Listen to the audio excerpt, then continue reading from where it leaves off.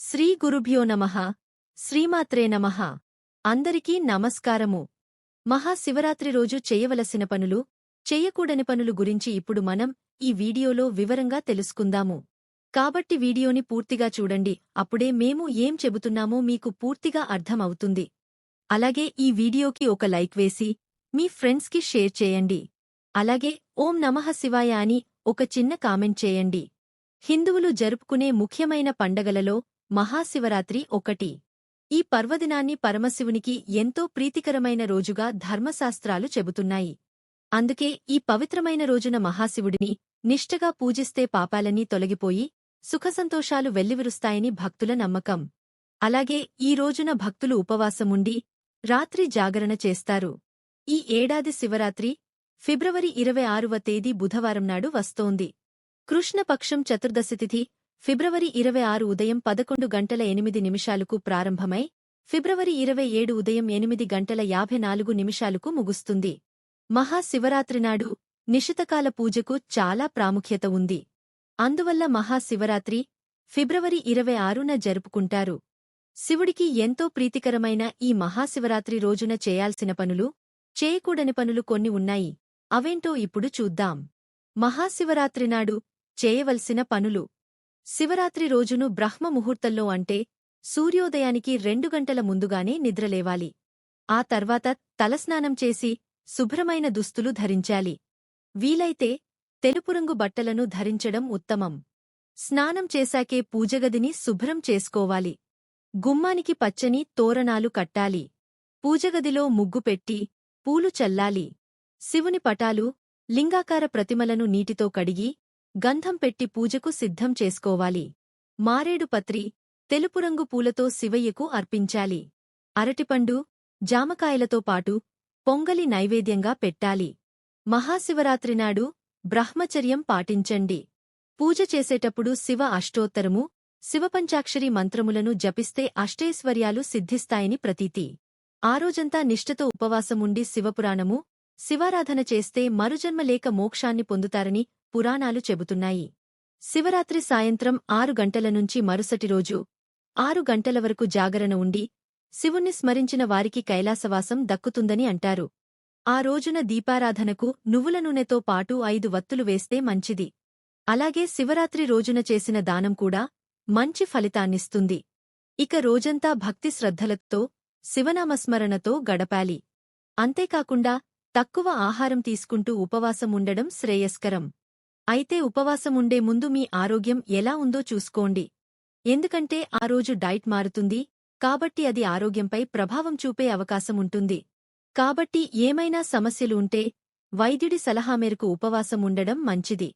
ఇక ఉపవాసం చేసేవారు పాల ఉత్పత్తులు, మొక్కజొన్న, పండ్లు వంటి కొన్ని ఆహారాలు తినవచ్చు. అయితే సూర్యాస్తమయం తర్వాత అంటే జాగారం చేసే సమయంలో ఎలాంటి ఆహారము తీసుకోకూడదు. శివరాత్రి రోజున పరమశివుడిని పూజించడానికి సమీపంలోని శివాలయానికి వెళ్ళాలి. అలా కాకుండా ఇంట్లో శివలింగముంటే అక్కడ ఆరాధించవచ్చు. శివయ్యకు పాలు, పాల ఉత్పత్తులంటే ఇష్టమని చెబుతారు. కాబట్టి మహాశివరాత్రి రోజు పగలు, రాత్రి శివలింగానికి పాలతో అభిషేకం చేయాలి. నెయ్యి, పెరుగు, తేనెతో కూడా అభిషేకం చేయొచ్చు. దత్తూర పువ్వులు, పండ్లు, బిల్వపత్రం, చందనాన్ని పరమశివునికి సమర్పించాలి. మహాశివరాత్రి రోజున ఉపవాసం ఉండేవారు ఆ రోజంతా శివ మంత్రాలను పఠించాలి. అందులో అత్యంత శక్తివంతమైన ఓం నమః శివాయ మంత్రాన్ని వీలైనన్ని ఎక్కువసార్లు ఈ మంత్రాన్ని జపించాలి. ఉపవాసం ఉండేవారు రాత్రి జాగరణ చేసి పరమశివుడిని పూజించాలి. మహాశివరాత్రి రోజున నెయ్యితో అభిషేకం వలన శివుడు ప్రసన్నుడవుతాడు. అంతేకాకుండా ఈ రోజున నెయ్యిదానం చేయడం ద్వారా ఇబ్బందులను దూరం చేసుకోవచ్చు.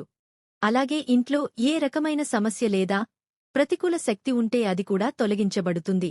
మహాశివరాత్రి రోజున శివునికి పాలతో అభిషేకం చేయడం చాలా శుభప్రదంగా భావిస్తారు.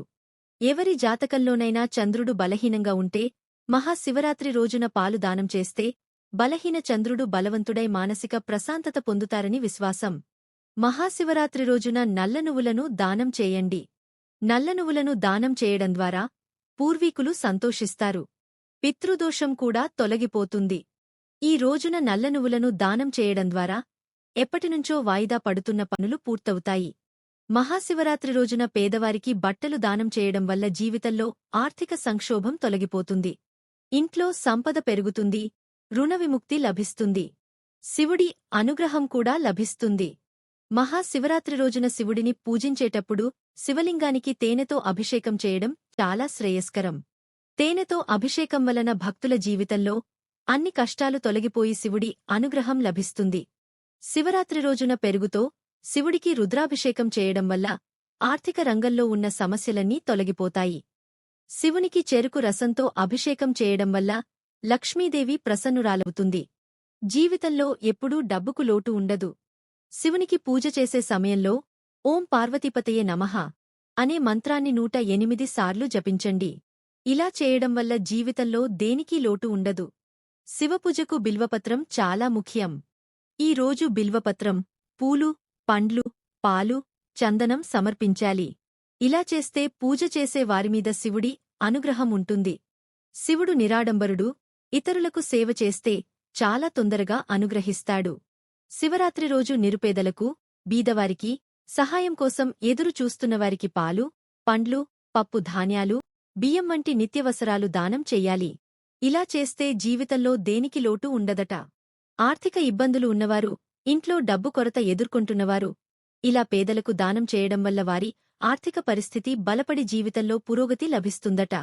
మహాశివరాత్రి రోజున బొటనవేలికి మించని ఓ చిన్న పాదరస శివలింగాన్ని తీసుకొచ్చి ఇంటి పూజా మందిరంలో ప్రతిష్ఠాపన చేయండి. శివరాత్రితో మొదలుపెట్టి ప్రతిరోజూ దీన్ని పూజించండి. ఈ పరిహారంతో మీ ఇంట్లో ఉండే దరిద్రం సంపూర్ణంగా తొలగుతుంది. అంతేకాకుండా లక్ష్మీదేవి అనుగ్రహం పొందుతారు. ఈ నివారణంతో మీ ఇంట్లో సుఖసంతోషాలతో పాటు ధనప్రాప్తి కూడా పెరుగుతుంది. జీవితంలో ఆర్థిక కొరత మీకు సంభవించదు. మహాశివరాత్రి రోజున మీరు బొటనవేలికి మించని స్ఫటిక లింగాన్ని తీసుకొచ్చి ఆరాధించవచ్చు. ఇంటి పూజా మందిరంలో ప్రతిష్ఠాపన చేసి నీరు, పాలు, పెరుగు, నెయ్యి, తేనె, చక్కెరలతో అభిషేకం చేయండి. ఓం నమః శివాయ అనే పంచాక్షరి మంత్రాన్ని కనీసం 108 సార్లు జపించండి. ఈ పరిహారం చేయడం ద్వారా మీ ఉద్యోగం లేదా వ్యాపారంలో సమస్యల నుంచి ఉపశమనం లభిస్తుంది. పదోన్నతులు, పురోగతి సాధిస్తారు. హనుమంతుడిని శివుడి అంశగా, ఆయనలో భాగంగా భావిస్తారు. శివరాత్రి రోజున హనుమాన్ చాలీసాను పఠించడం ద్వారా ఆ పరమేశ్వరుడు సంతోషిస్తాడని నమ్ముతారు. ఆయన కృపతో భక్తుల కష్టాలన్నీ అధిగమించవచ్చని చెబుతారు. అంతేకాకుండా చేపట్టిన పనులు, ప్రారంభించిన వ్యవహారాల్లో ఆటంకాలు ఎదురైనా వాటిని సమర్థవంతంగా ఎదుర్కొని విజయవంతంగా పూర్తి చేస్తారు. శివరాత్రి రోజున ఏదైనా బిల్వ వృక్షం కింద నిలుచుని పాయసం లేదా నెయ్యిని దానంగా ఇవ్వండి. ఇలా చేయడం ద్వారా వారికి మహాలక్ష్మి ప్రత్యేక అనుగ్రహం, ఆశీర్వాదం పొందుతారని విశ్వసిస్తారు. అంతేకాకుండా అలాంటివారు జీవితాంతం సుఖాలను అందుకుంటారు. పనుల్లో విజయం సాధిస్తారు.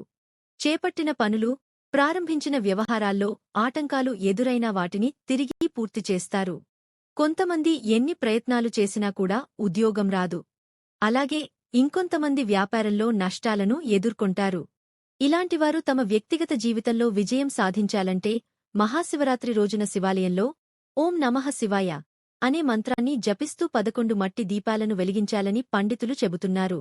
ఇలా చేయడం వల్ల అన్ని అడ్డంకులు తొలగిపోతాయని అంటున్నారు. మహాశివరాత్రినాడు అవసరమైనవారికి ఆహార ధాన్యాలు, డబ్బును దానం చేయండి. పేదలకు దానం చేయడం ద్వారా పాపాలన్నీ నాశనమవుతాయి. అంతేకాకుండా అక్షయపుణ్య ప్రాప్తి కలుగుతుందని శాస్త్రాల్లో ప్రస్తావించారు. కావాలనుకుంటే ఈరోజు మీరు శివాలయానికి వెళ్లి చక్కెరను కూడా దానం చేయవచ్చు. జీవితంలో వచ్చే కష్టాలన్నింటి నుంచి ఉపశమనం లభిస్తుంది. మహాశివరాత్రినాడు చేయకూడని పనులు. మహాశివరాత్రి రోజున నల్లని దుస్తులు ధరించకండి. దేవదేవుడికి తులసి ఆకులను సమర్పించకూడదు.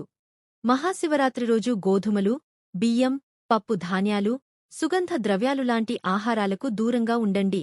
బియ్యం, గోధుమలు లేదా పప్పులతో చేసిన ఆహార పదార్థాలు, వెల్లుల్లి, ఉల్లిపాయలు, మాంసాహారం తీసుకోకూడదు. పొగాకు, మద్యానికి దూరంగా ఉండాలి. శివలింగానికి ఎప్పుడూ కుంకుమను అర్పించవద్దు. శివరాత్రినాడు మాత్రమే కాదు, సాధారణంగా కూడా కుంకుమను ఎప్పుడూ అర్పించవద్దు. ఈ వీడియో కనుక మీకు నచ్చినట్లయితే ప్లీజ్ లైక్ చేసి హరహర మహాదేవా అని ఒక చిన్న కామెంట్ చేయండి. ఈ వీడియో గనుక మీకు నచ్చినట్లయితే ప్లీజ్ లైక్ చేసి మీ ఫ్రెండ్స్కి షేర్ చేయండి. అలాగే మా కొత్త వీడియో మీకు వెంటనే చేరాలంటే మా ఛానల్ను సబ్స్క్రైబ్ చేసుకుని పక్కనే ఉన్నటువంటి బెల్ ఐకాన్ను ప్రెస్ చేయండి. ధన్యవాదములు.